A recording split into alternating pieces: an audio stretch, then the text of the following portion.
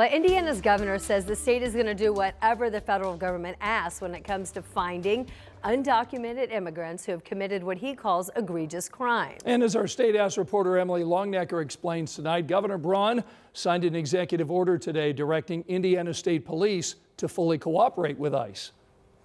Governor Braun was asked if this executive order would authorize Indiana State troopers to take an active role in looking for people who are here unlawfully. Here was his response.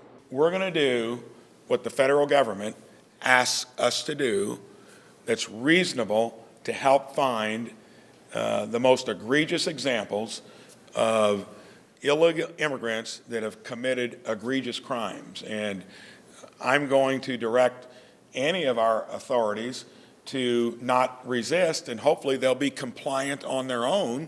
In the order, Governor Braun also requests and encourage local law enforcement and state agencies to fully cooperate with ICE and sign agreements with ICE, saying they'll do so. Right now, there's a bill being considered in the House that will require sheriff's departments to sign those agreements.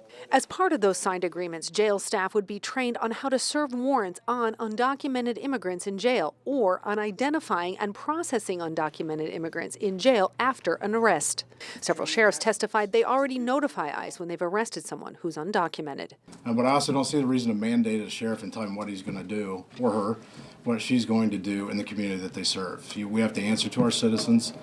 Several others who testified against this bill said it would erode the trust built between immigrant communities and law enforcement. When it comes to the governor's executive order, he said that he campaigned on public safety, and this order is part of ensuring that for Hoosiers, as well as upholding the rule of law. At the Indiana State House, Emily Longnecker, 13 News. The governor is going to make an address this week. The State of the Address is tomorrow night at 7 o'clock. And you can watch right here on Channel 13 on WTHR Plus as well. If you want to watch Wheel of Fortune, it will still air at its normal time. You can catch that over on MeTV.